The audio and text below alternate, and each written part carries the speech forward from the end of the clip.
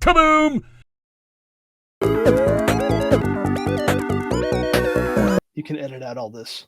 No, this is people love this stuff. People love hearing clicks and breathing. It's really.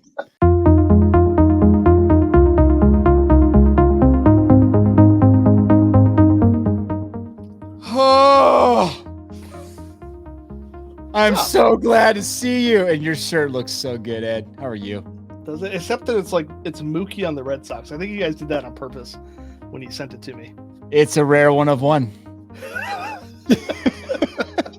We're going to look back decades from now and we're going to be like, man, remember that one bench clear Mookie shirt? Yep. How are you? Oh, I am doing really good. How about you? I am doing great. I'm excited to update folks with what you've been up to because you've been working your little hiney off on some stuff. Yeah, I kind of vanished there. So. Yeah, well, I don't want to promise anything, but hopefully you'll do some more episodes on Bench Clear soon because believe it or not, people do care about you. We'll see. We'll see in the comments. That's right. We want to see your game show come back. Actually, the game show never started, so that we can't really say that. It started at the Hobbypalooza. It did. But if you like watching Ed play video games and talk about baseball cards, comment below and tell Ed how much you appreciate him. Yeah. And if you don't, then I'll say, see, I was right, Ty.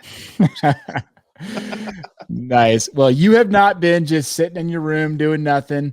You've obviously been spending more time with your family, less time with cards, but you've been working on something pretty cool. You can see the link down below, arcaded.io. Yeah. What the heck are you doing, man? Well, remember that episode you guys did a while back on NBA Top Shots?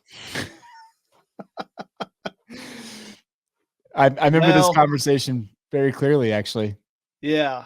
I went down that rabbit hole, that whole NFT cryptocurrency rabbit hole. It started with one idea that I had for making like a board game, and then I talked to Bunchu a couple times, and then it kind of migrated into a video game, and then it migrated into what I'm doing now, which is I'm actually making my own NFTs, but with a little bit of a unique twist that you haven't seen yet. And just now, I've been working on it since February. Yeah. So just now, the website, if you go to the website now, it's the old website still. The new one should be coming, hopefully, the next week or two. There's a whole lot of back-end stuff to making it work. But do you want me to just spill it all, or do you want to ask questions? It's up to you. Can you spill it? Can you talk about... Yes. So for those that don't know what NFTs are, right? They're non-fungible tokens. Right. You digital can collectibles. Digital collectibles, right? That's really the basis of what NBA Top Shot was built upon, right? This whole idea of NFTs, digital art, digital collectibles, all of that is formed around an NFT. Right. Topps has Garbage Pail Kids. They have they released Series 1 baseball cards on wax. And now they're releasing a bunch of stuff on a different platform. I don't know. I haven't really followed it, but Topps is continuing to release NFTs. I think it's soccer maybe that they just released today or yesterday. Got it. Yeah, I think it was soccer. Bundesliga, I think. Yeah. Yeah. So yeah, your background, you obviously you've had your breaks going for how long have you done that now? Long time. AIAB breaks. The years kind of right. It feels like I can't figure out the years anymore, but I think it was maybe 2 years ago. It seems like 12 years ago, but I think it was about 2 years ago. Okay. So I remember when you had just started and you were on a Breaker Culture interview. Yeah. I can't believe that's only 2 years ago. That does seem like a lot longer than that. Yeah, that's funny. But I've done 2 Secret Santa episodes, so that's kind of how I like we've done 2 Christmases, so it's been about 2 years. Well, we did that episode where I kind of talked about my history there. Yes. I remember recording that episode from a hotel room. I remember my latency was so bad and we had to re-record it because it was so bad. I don't know if you remember that. Yeah. Yeah. The things we do, right, to get an episode out. That It was like a month later too, or something. It was a while later. Yeah, it was easier to do it the second time around, though. Remember yes. that? It was I was terrible. I felt like the first one was terrible, so I'm glad we did it again. That's awesome. No, but for those who don't know what AIAB breaks stood for, it was Arcade in a Box. And your background was that you used to run an arcade, right? Yeah, yeah. I started building like custom arcade controllers and systems, and then went to manufacturing custom arcade sticks for like professional Street Fighter players and fighting game players, and then migrated to the arcade. So then I had an arcade that we ran tournaments out of for those people, and I started restoring old arcade cabinets, which are awesome. They're like one of my passions is those old huge arcade cabinets. So yeah, that's kind of my background there. And to kind of feed in, I started doing a lot of like game design just as a hobby and making apps and doing that type of stuff as well. So all that to say, like, this is in your blood. Like, this is a passion of yours. Yes. It's not like one day you're like, I want to create a game. Like you've been in this world for a couple decades. Yeah. I kind of feel like this thing I'm doing now is kind of a combination of 3 or 4 other things that I've done at different times in my life. And this is all kind of bringing it all together into one ball. Well, for people that are entrepreneurial or kind of figuring out what they want to do and how they want to do what they really want to do, like, I think that's a huge lesson that sometimes it's hard to like really learn, is that sometimes it just takes time, right? You have to keep dabbling into things sometimes, and eventually it all comes together and you get to do what you love. Yeah. You find it. You just find it. And this whole NFT world kind of something just clicked for me where I was like, nobody's really doing this idea that I have. So I'm going to try to do it. And I'm not going to try to do it all myself. I'm actually going to hire somebody to help me with some of the programming and stuff this time around. And you did, right? I did. And I hired musicians to do the audio. I hired a 3D renderer or 3D animator to do some of the 3D stuff, and some of that fell through, so I had to end up taking up some of that myself. But it's one thing that's been fun is hiring freelancers is pretty fun. Once you kind of, in the beginning, it can be really terrible. Once you kind of navigate the waters and figure out how to interview people and find people, it's really fun to just like throw a little bit of money at a bunch of different people. Because each one of the NFTs I'm doing, which we'll talk about, I actually hired a different musician for each one of them. Wow. So the audio is kind of like, it's unique to each one. So it's been a fun experience. So that's awesome. So let's dive into what exactly you're doing. And I want you to don't feel like you need to share what you can't share, but whatever you can share, I would love for you to talk about. Cause I think the people that watch this, I get it. There's a crossover a little bit with sports cards, but Ed's part of the family. And we just wanted to keep you guys in the loop and make sure you knew, like, he was working on some really cool stuff. For those that are in that video game world or in the crossover into video games, arcades, like, this is really cool stuff. And I want to support you in that. So tell folks what exactly you're doing with your NFTs. Yeah, and I think just real quick, I think there's a crossover with just collecting in general, because NFTs are kind of, I don't know if they're necessarily the future of collecting, but they're definitely going to be a part of the future of collecting, right? They're not, I don't think they'll take over physical collecting, but I think they're just one other thing for people to obsess over. So yeah, for sure. So let me see if I can figure out the best way to break this down. You're the CEO, man. This should be like rolling off your tongue. I know it's the first time I've actually really talked about it like live with anybody besides, friends that kind of have helped me through it. So, and I may ask you questions while I'm explaining it, but if you remember, arcade machines back in the day held high scores, right? Yes. We've all seen that Seinfeld episode of what's his name? George, Yes. right? Where he breaks the high score on the Frogger machine at the pizza place, and then he buys the machine, and they hook it up to a car battery so they can keep the score on it. Because if you shut them off, most of the older ones, it would erase the high score table. So that's the first part. So what I'm doing is I'm creating NFTs that are custom arcade cabinets. Okay. And each cabinet has a custom game that I have designed, developed, that goes with that arcade cabinet. So, for example, one of the games is called Barrage. So it's a game fully playable that you can play. There's an NFT that will go with that game that's a 3D rendered arcade cabinet that would, if you saw a Barrage in the arcade in the 80s, like this is what the arcade cabinet would have looked like. You know, it's got the side art, it's got the screenshot in the middle, it's got unique joysticks for that particular game, like how I envision that game would play in the arcade.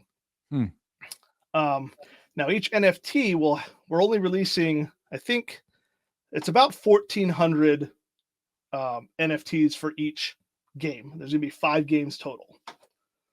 And then there'll be rarities within that. There's actually 8 rarities. Sometimes I look at the numbers and I'm like, okay, really had to do 8 rarities, but we did. So there's Is this like Panini Select? Did you take their blueprint? I don't know. Maybe they took mine. But all right. So anyway, so there's out of 1,000, there's out of 250, there's out of 100, all the way down, and there is actually a 1 of 1 of each of these arcade cabinet NFTs, and it's spectacular. So basically, the NFT is a 3D render of the game arcade cabinet that just rotates. There's like an old asset tag, like you would see in the arcade machines that had the manufacturer date, you know, the name of the game, like company name, all that weird info on there, serial number. So mine has serial number, and it has the, like this one's out of 1,000. Each NFT isn't specific. The image doesn't show, you know, 1 out of 1,000. That would be impossible. But in the metadata for the NFT, it shows, you know, this is number 2 out of 1,000 or 2 out of 250. And then the background's different on each one of them. That's the uniqueness with each rarity. So that's the first part, or the second part. I don't remember where I am. The catch is you can't actually play the games unless you own the NFT. And what I've done that's a little unique is each individual NFT actually holds a top 10 high score for that game. So if you have the Stars Barrage 5 out of 1,000 and you go and play the game on the website, it will connect to that cabinet. Every score you get, if it breaks the high score, it'll get stored on that particular NFT. So at some point, if somebody wants to sell that NFT, their high scores are locked on there. Like they're never going to be erased. They are there forever. So part of our thought in this is it's going to be kind of fun to see what people navigate to being worth more, right? Is it a cabinet that doesn't have any scores yet? Is it a cabinet where you're like, well, I could totally beat those scores. I'm going to buy that cabinet and beat the scores and then sell it again. Interesting. Yeah. Okay. So and then we'll have for each game, we'll have a top 100 on the website. Okay. For all the cabinets for that game combined. That makes sense. That made perfect sense. And you got me. And I knew a lot of this already because you and I have talked offline about this, but even just hearing you say it now, it's got me super excited about this because my first question was going to be, is there a place to go check out the all-time high scores for all the, you know, the minted versions of this? We're actually thinking of building a part of the website where you can go and click on, like, say, Barrage, the game, and then click a drop-down list and look at any one of the cabinets that has scores, and click on it and see what the scores are on it. And then there will be that global list of the top 100 for each game. So there's 2 lists, right? The cabinet has a top 10, but one cabinet's top 10, none of those scores may be on the global 100 top 10 list. You know, if Ty's really good at this game, right? And his cabinet he could have the top 10 high scores on the top 100 list. Yeah. So Got it. Okay. And I'm sure maybe in the future, we'll have some gamification, some rewards, some stuff like that. So yeah, I would be really interested to see what the tendencies are, right? Do you want, because there's obviously ultra competitive gamers out there that are going to be like, I am going to go conquer every single one of these NFTs. Yeah. But so a couple questions then.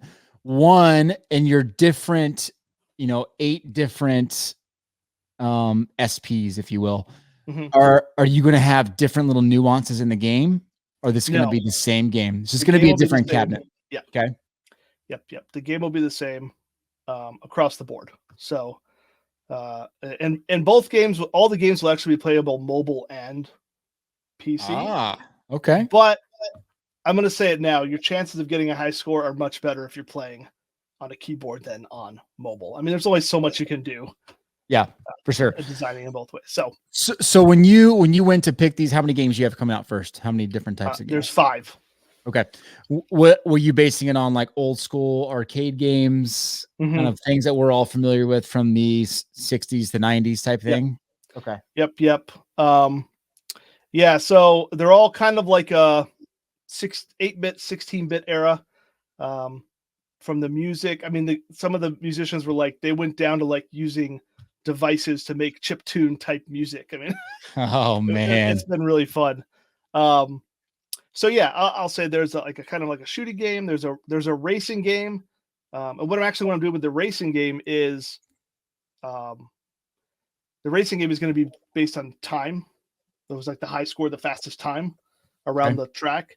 And then if we end up releasing more in the future, the racing game will stay the same, but we'll just be releasing more tracks for it.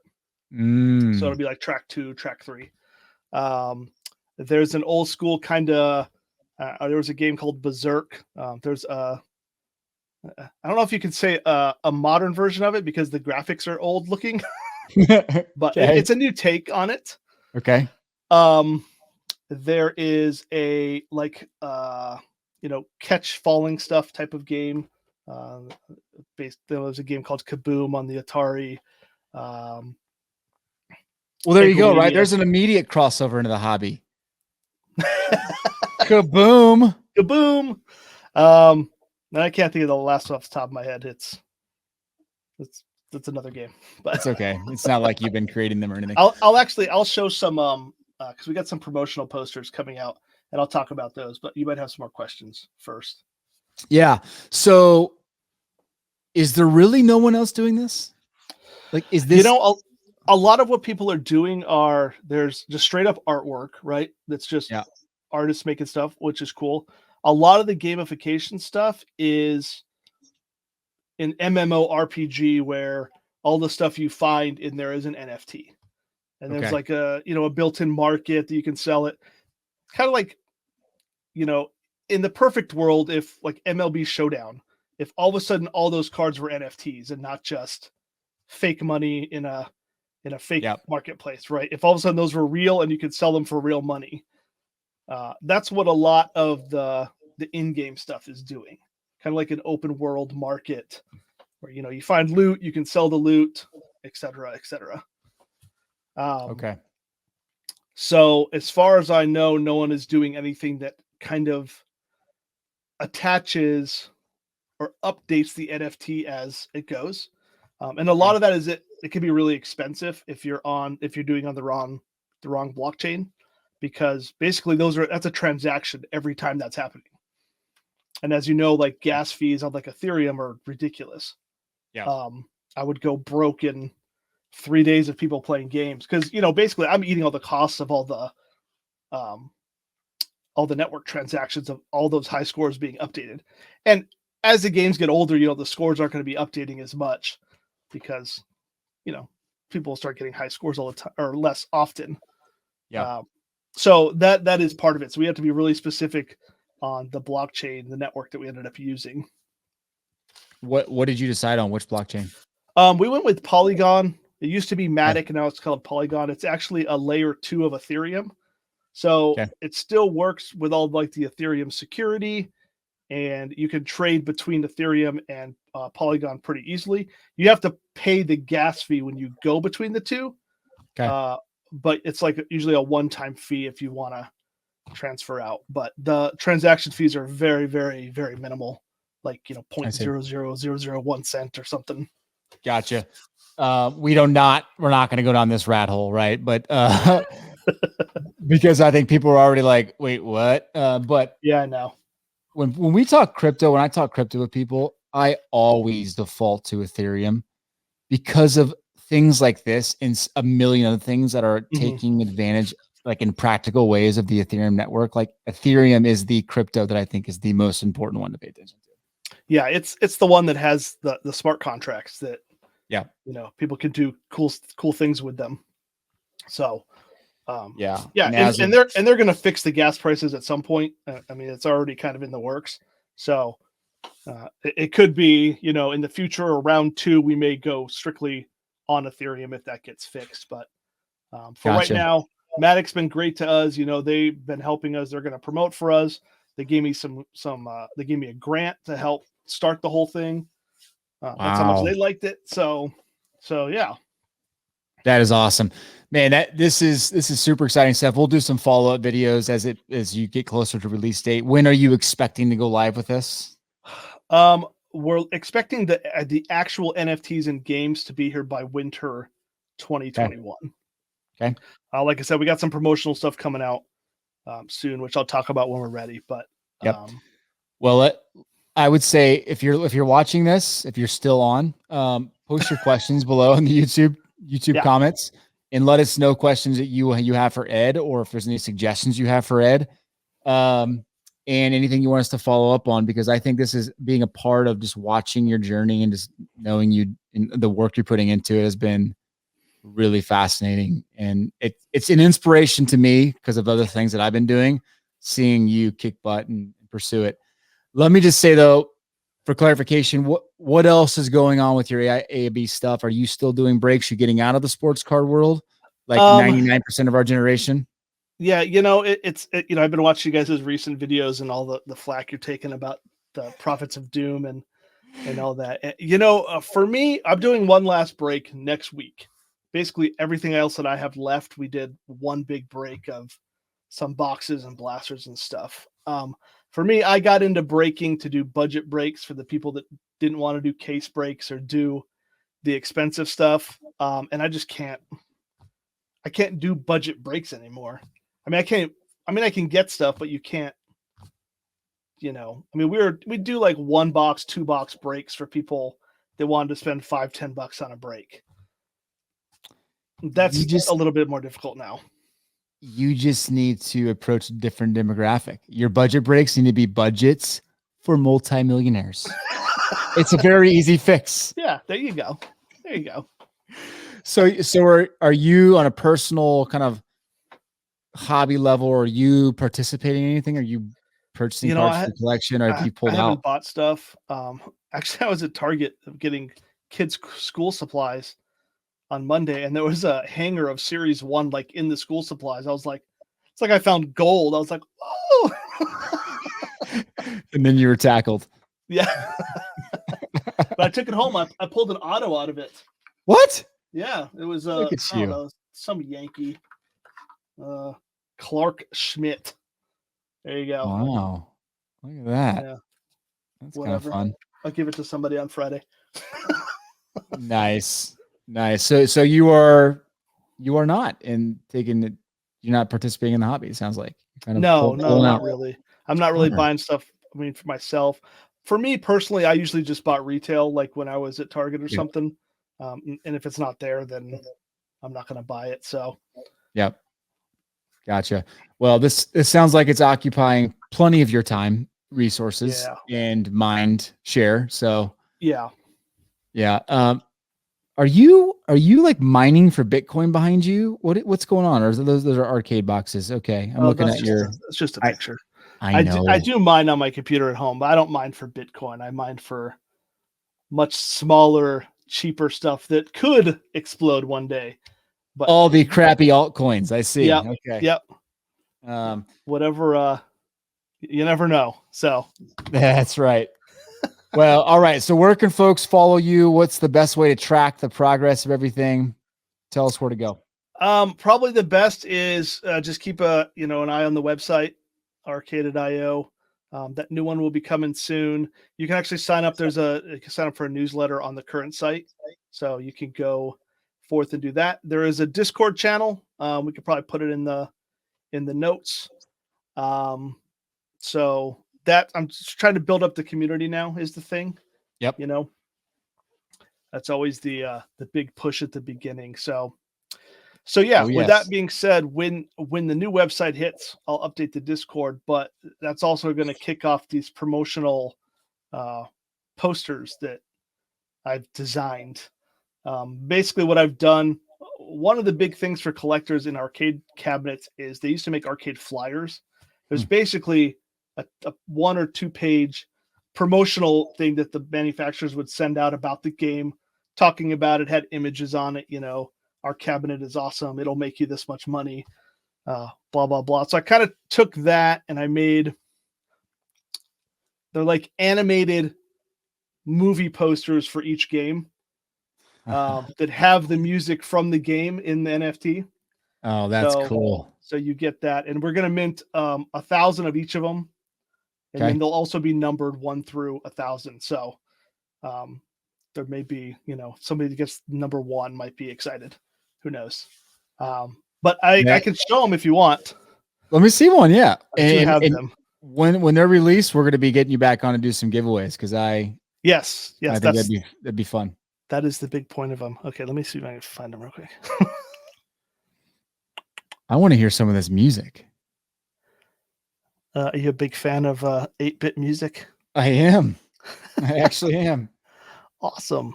Yeah. Here you go. You can edit out all this. No, this is people love this stuff. People love hearing clicks and breathing. It's really.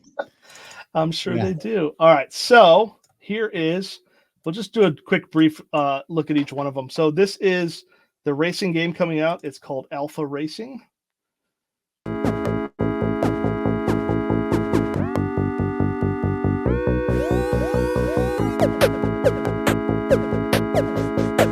don't know how well you can see the actual gameplay, but it's an old thing. And it's going to be interesting for each game. So in order to make the high scores like really unique, right? You don't want an arcade cabinet that has like a score of 800 for all the top slots, because that's So there's a lot of tricks in scoring that we're not going to tell people about. Okay. That you might get more points if you shoot something that's further away from you or that's closer to you when you kill it. The racing game is pretty obvious. Like if you don't crash at all, you get a flawless lap, and that gives you bonus points. So that's the racing one. We'll show the. Show me one more. You just want one more? You 105? I want to send them to your YouTube channel. I want to make sure they go view them. Okay, they're not on there yet. Oh. This is the first time anybody has seen these besides people working on this. This is called Wicked Wizard. This is the one that is sort of like a catching game.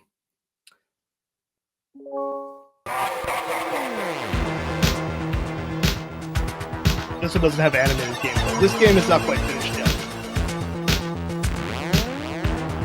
But the poster is. Nice. So these are the actual poster. That is cool.